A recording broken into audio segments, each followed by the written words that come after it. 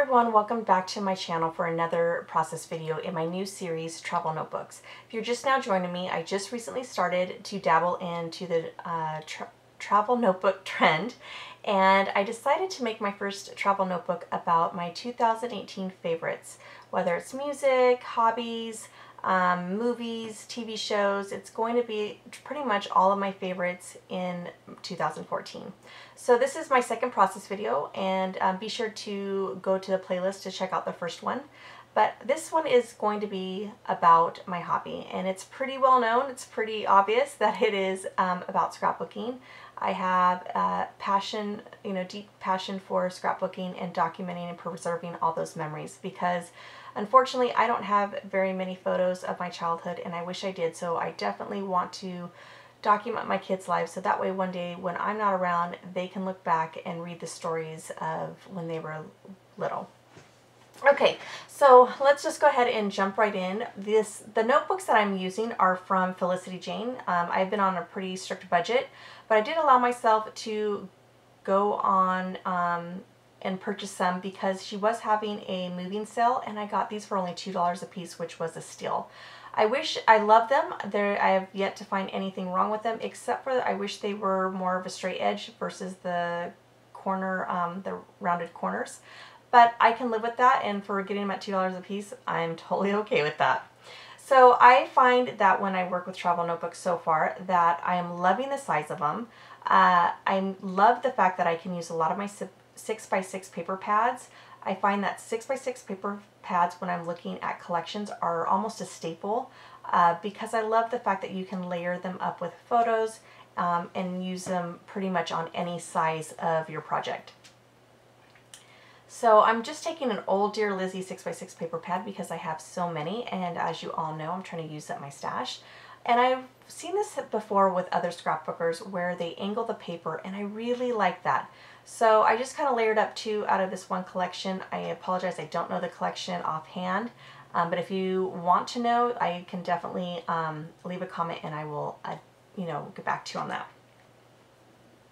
So here I just kind of measured it, and then I cut it down. Now another thing, if you haven't used any travel notebooks, is I find that, or I've seen and I've heard that you don't want to put your papers right smack in the middle because it does affect the folding and closing of the travel notebook. So I definitely leave a little bit of a gap.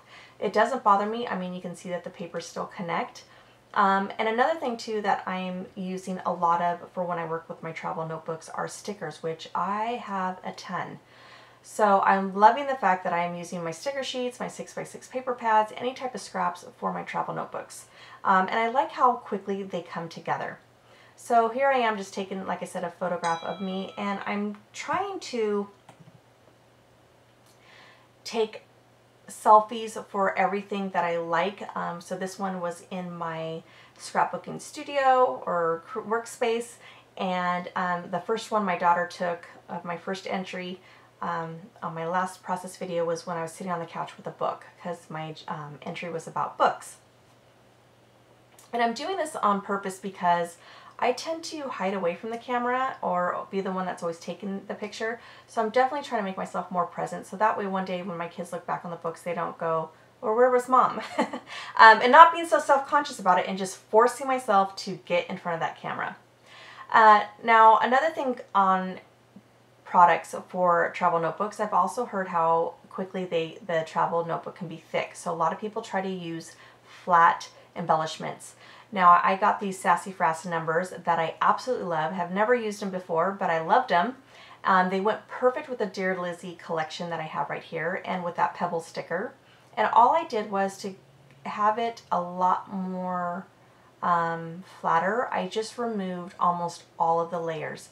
And even though it only has one or a couple layers left underneath that number, or the top, I guess, coat of the paper, I don't know, of that number 3, it still gives dimension, but not to the part where, not to the amount where it's going to bulk up your travel notebooks. So I love that.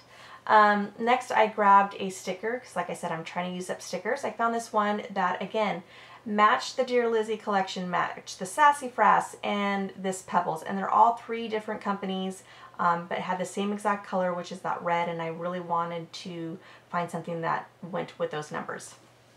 Now, another thing you have heard me talk about is how I am, again, using up my stash, and I don't care how old the numbers or letters are or anything as far as products in my stash. These letters right here are almost, what, 19, 18 years old? No, almost 19. They are from Miss Grossman's back in the day where stickers were on the rolls when you went into a scrapbooking store. And you know what? No one is ever going to know. They are a classic font. Again, we use letter stickers all the time, still to this day. So to me, they don't look dated, and I am so glad to be using them up and getting them out of my stash. Now, I went with black because that was what I had. Again, I'm not buying anything. I'm going to figure out a way to use up with what I have. There's actually a quick little peek of my first entry, which is actually number 2, because I have yet to finish the first one. And that's it, guys. I kind of lost a lot of footage as far as videos and photos when I was trying to import from my phone to my computer, so I do apologize for the abrupt end of this video, because it is going to end right here.